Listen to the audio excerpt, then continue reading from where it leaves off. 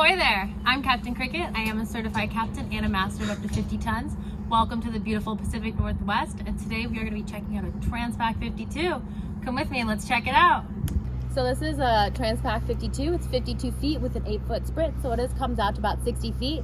It's called Smoke. It was previously in California 5 years ago, and it was called Rebel Yell. It's a beautiful tall mast. It is 86 feet tall, and it's about 80 feet from the top all the way down to the deck. And let's go on board and check it out.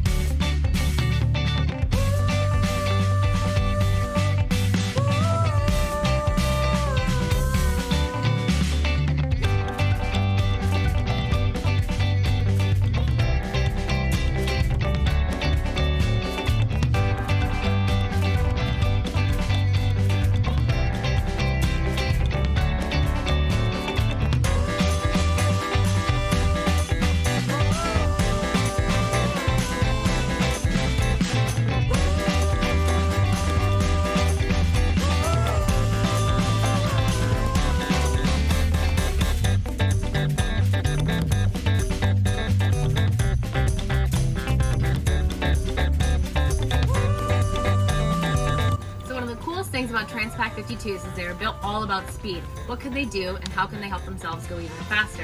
So you're hoisting a jib or a spinnaker and it's getting up to the top and you're in the pit. You can pop this in and help them grind up the last little part. But let's say you want to hoist it even faster and help yourselves get going even faster. One of the coolest things about this boat is you're able to hook up to the other grinders. Come check this out.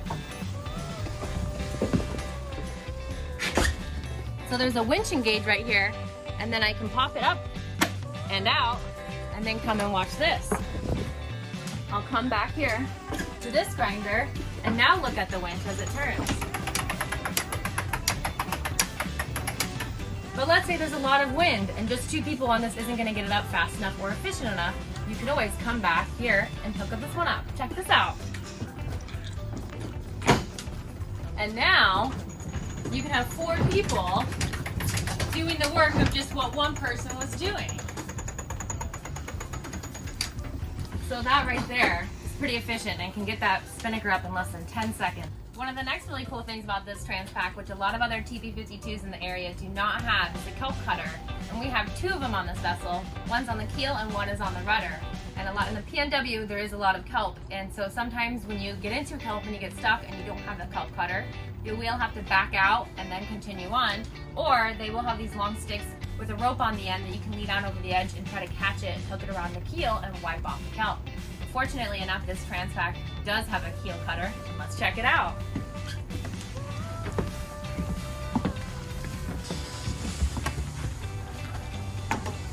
So it's a pretty long stick, and then as you pull it up, you'll come up and you'll see the colors, and there is a little line here, and so on the bottom of the keel there is a little knife, and as I pull it up, it'll cut away all of the kelp, leaving the keel clean, and we're able to go faster. And then the second one is also in the very back of the boat as well, and that one clears off the rudder too. So now that we have checked out the keel kelp cutter, let's go back and check out the stern.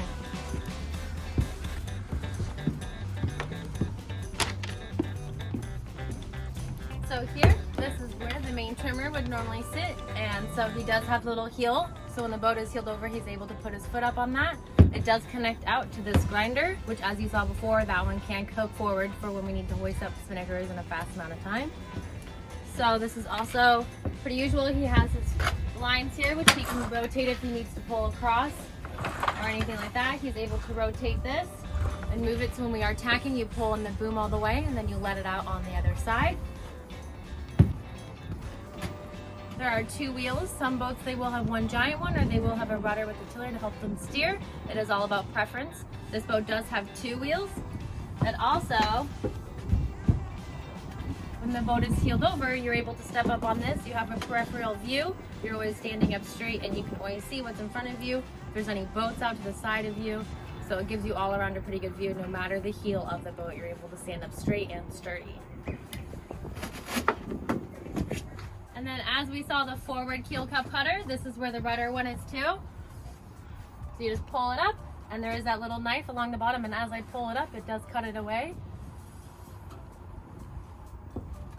As you can see, the Traveler runs here and then forward up to the main trimmer, which is a unique thing for boats to have that. On this vessel, we do have 2 running backstays, or more commonly known as runners. They connect up to winches, which are behind the wheel. Most sailboats have a permanent or adjustable backstay. This vessel's runner allow for a better sail trim. So from here, we are going to go down below, and let's check that out.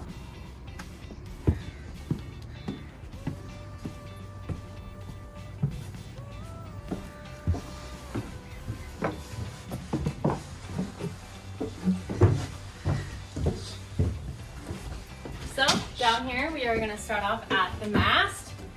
You are able to tweak it and lift it up with hydraulic powers. There is a big pole that would slide through right here, and then there are 2 cans that sit down here.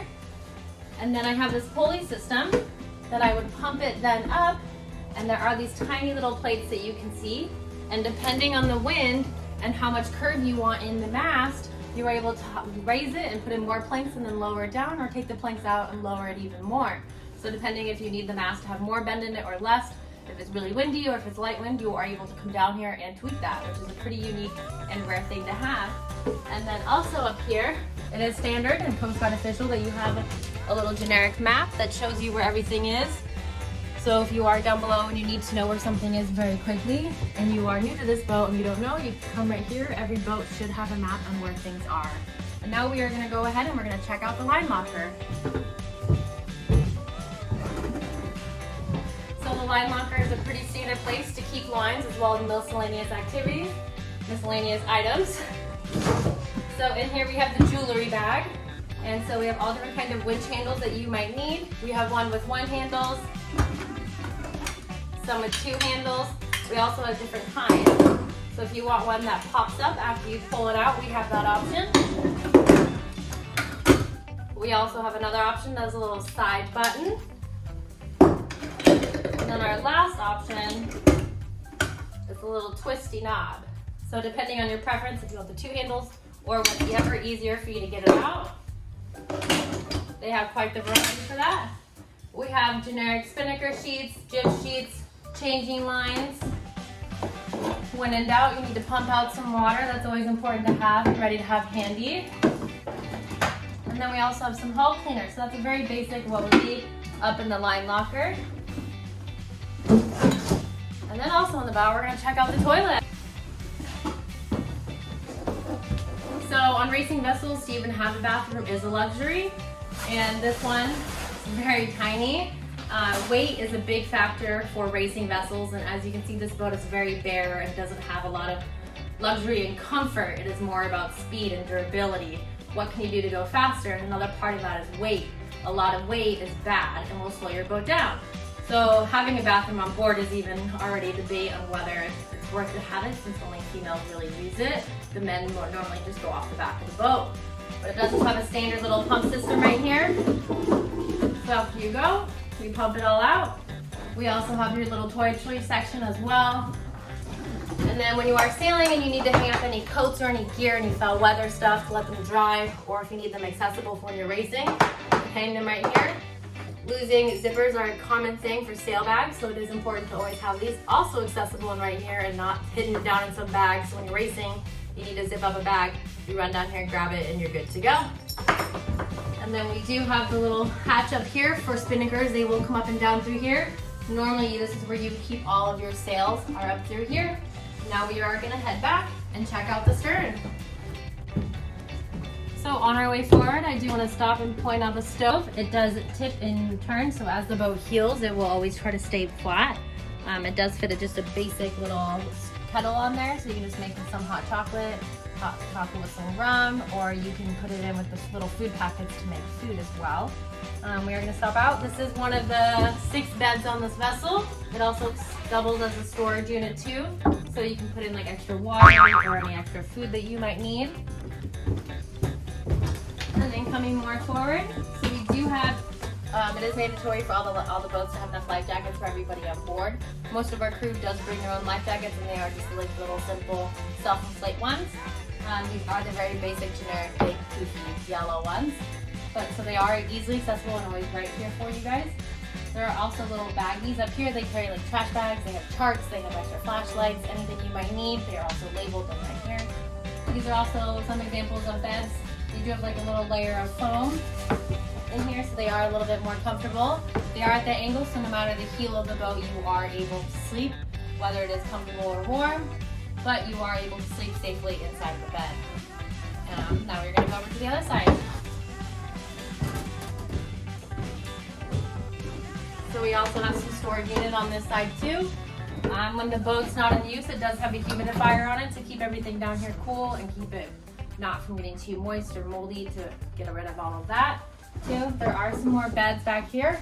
So as I said, there are about 6 on board. Most of the time the crew will just sleep up on the sails.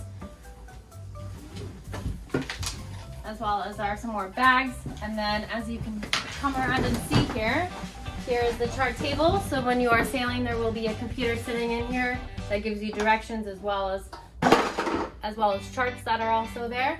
You do have your radio system, your power, your emergency radios that you can have up your handheld with you, as well as one that's built into it.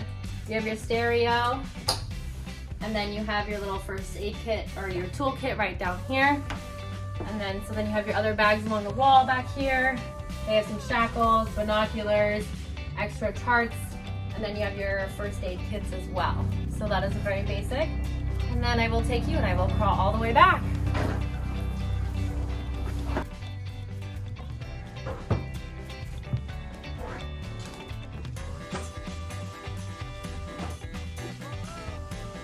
So it is a little bit of a quite tight squeeze all the way back here.